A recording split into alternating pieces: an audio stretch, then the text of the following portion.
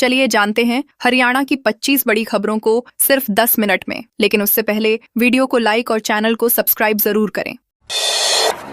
Panipat refinery में सुरक्षा बलों पर हुआ पथराव। केंद्रीय औद्योगिक सुरक्षा बल की तैनाती वाले पानीपत रिफाइनरी परिसर में सोमवार को मजदूरों का प्रदर्शन हिंसक हो गया। ओवरटाइम और अधिकारियों के कथित दुर्व्यवहार के विरोध में जुटे मजदूरों से सुरक्षा बलों ने शांतिपूर्ण धरना देने की अपील की। आरोप है कि इसके बाद कुछ मजदूर लाठी डंडों के साथ आगे बढ़े और पथराव शुरू कर दिया। निर्माणाधीन परियोजना के पास खड़ी 10 से अधिक गाड़ियों में तोड़फोड़ की गई। स्थिति नियंत्रित करने के लिए 2 हवाई फायर किए गए। कई पुलिसकर्मी घायल हुए। करीब 1.5 घंटे बाद पुलिस और सुरक्षा बलों ने हालात पर काबू पाया।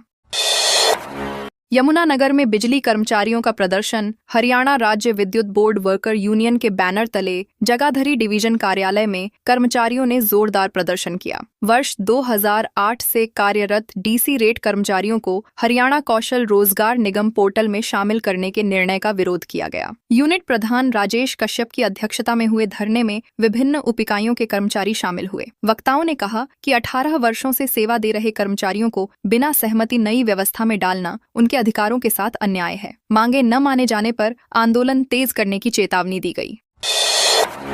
चंडीगढ़ में 11 करोड़ रुपए ठगी केस। प्रवर्तन निदेशालय ने 11 करोड़ रुपए की ठगी के मामले में आरोपी फाइनेंसर रामलाल चौधरी के खिलाफ धन शोधन निवारण अधिनियम के तहत विशेष अदालत में आरोप पत्र दाखिल किया है। 4 वर्ष की जांच के बाद एजेंसी ने 11 करोड़ रुपए की चल अचल संपत्ति कुर्क की। पहले चंडीगढ़ पुलिस ने 2 अलग अलग मामलों में ठगी दर्ज की थी। आरोप है कि आरोपी ने गुरुग्राम के कारोबारी और हरियाणा के सेवानिवृत्त अधिकारी से करोड़ों रुपए ठगे। गिरफ्तारी के बाद मामले में धन शोधन की जांच शुरू हुई थी। गुरुग्राम विश्वविद्यालय में मानसिक स्वास्थ्य पर मंथन। गुरुग्राम विश्वविद्यालय में 4 दिवसीय अंतर्राष्ट्रीय मानसिक स्वास्थ्य सम्मेलन आयोजित किया गया। विशेषज्ञों ने सोशल मीडिया, बढ़ती प्रतिस्पर्धा और करियर दबाव को युवाओं में तनाव का बड़ा कारण बताया। विश्वविद्यालय में मनोसुकून क्लिनिक की शुरुआत की गई, जहां छात्रों को परामर्श सुविधा दी जाएगी। कुलपति संजय कौशिक ने कहा कि 16 घंटे काम करने की प्रवृत्ति, नौकरी की चिंता और ऑनलाइन तुलना युवाओं की मानसिक स्थिति को प्रभावित कर रही है। उन्होंने छात्रों को आत्म देखभाल और संतुलित जीवन शैली अपनाने की सलाह दी। बिट्टू बजरंगी के आरोपों को पुलिस ने बताया निराधार। बिट्टू बजरंगी द्वारा थाना प्रभारी पर लगाए गए मिलीभगत के आरोपों को पुलिस ने खारिज किया है। सारण थाना प्रभारी ब्रह्म प्रकाश ने बताया कि 19 फरवरी को प्राप्त शिकायत विधिवत दर्ज कर जांच शुरू कर दी गई थी। उन्होंने स्पष्ट किया कि शिकायत के साथ दिए गए फोटो और ऑडियो साक्ष्य लीक नहीं हुए हैं। सोशल मीडिया पर वायरल सामग्री का मामले से कोई संबंध नहीं है। पुलिस ने कहा कि जांच निष्पक्ष रूप से जारी है और तथ्यों के आधार पर आगे की कार्रवाई की जाएगी। रतिया में 1.25 साल बाद फिर भारतीय जनता पार्टी का चेयरमैन। भारतीय जनता पार्टी को रतिया पंचायत समिति में 1.25 साल बाद फिर चेयरमैन पद मिलने की संभावना है। 21 में से 16 सदस्यों ने मतदान कर केवल मेहता को पद से हटा दिया। वार्ड 7 के सदस्य विकास सिंह नए चेयरमैन के प्रमुख दावेदार बताए जा रहे हैं। पूर्व सांसद सुनीता दुग्गल के समर्थन को भी इस बदलाव में अहम माना जा रहा है। 5 सदस्य मतदान से दूर रहे। अब औपचारिक घोषणा शेष है और नए राजनीतिक समीकरण स्पष्ट हो गए हैं।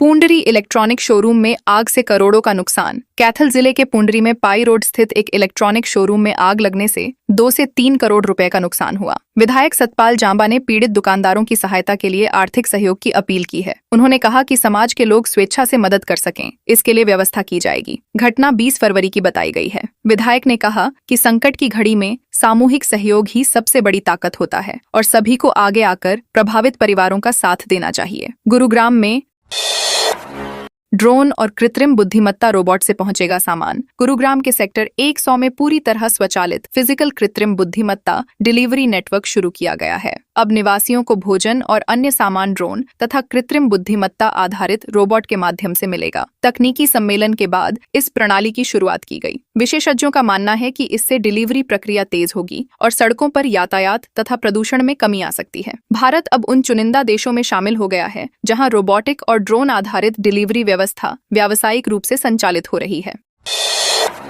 कलानौर कॉलेज में राष्ट्रीय सेवा योजना शिविर शुरू। रोहतक जिले के कलानौर स्थित सत जिंदा कॉलेज में 7 दिवसीय राष्ट्रीय सेवा योजना विशेष शिविर का शुभारंभ हुआ। उद्घाटन पूर्व राज्यसभा सांसद शादीलाल बत्रा ने किया। उन्होंने कहा कि ऐसे शिविर छात्रों में अनुशासन, नेतृत्व क्षमता और सामाजिक जिम्मेदारी की भावना विकसित करते हैं। विद्यार्थियों को पर्यावरण संरक्षण, स्वच्छता अभियान और समाज के कमजोर वर्गों की सेवा में सक्रिय भागीदारी का आह्वान किया गया। शिविर के दौरान विभिन्न सामाजिक और जागरूकता गतिविधियां आयोजित की जाएंगी।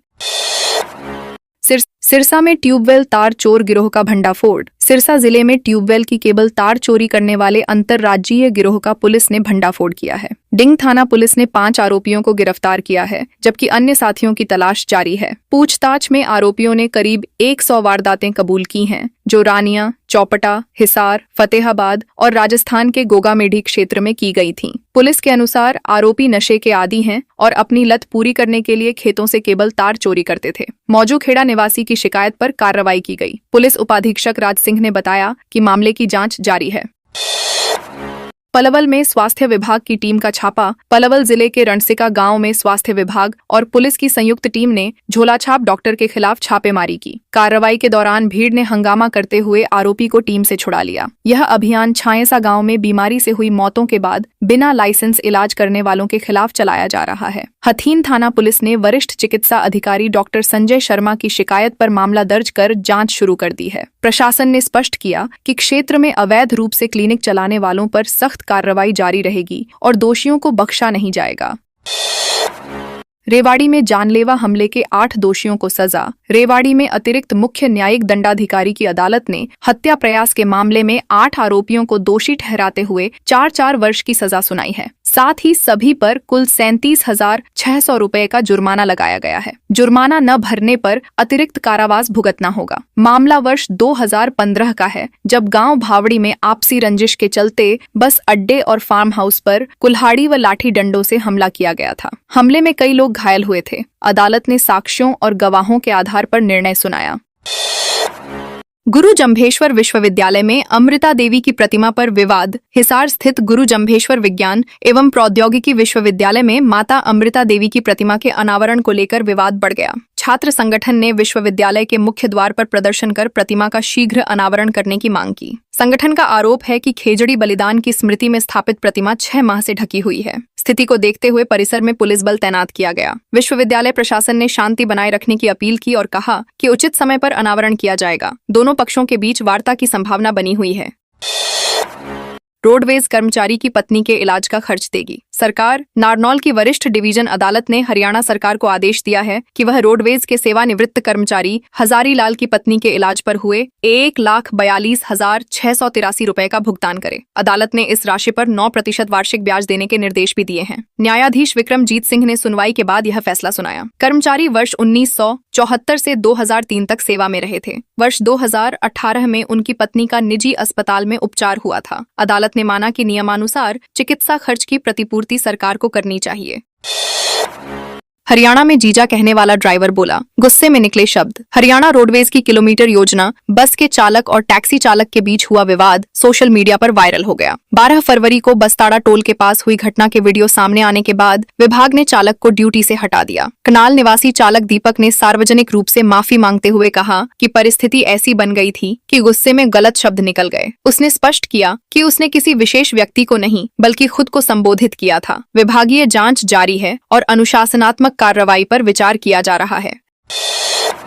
रेवाड़ी में खाना मांगने के बहाने घर में घुसे चोर। रेवाड़ी जिले के रसियावास गांव में दिनदहाड़े चोरी की घटना सामने आई है। 2 महिलाएं बच्चों को गोद में लेकर 3 पुरुषों के साथ एक घर पहुंची और भूख लगने की बात कहकर खाना मांगा। गृहस्वामिनी जब पड़ोस से खाना लेने गई, तभी आरोपियों ने अलमारी का ताला तोड़कर गहने और नकदी चुरा ली। वापस आने पर महिला ने घर खुला पाया और आरोपी फरार मिले। शिकायत पर पुलिस ने मामला दर्ज कर जाँच शुरू कर दी। आसपास के क्षेत्रों में गश्त बढ़ा दी गई और संदिग्धों की तलाश जारी।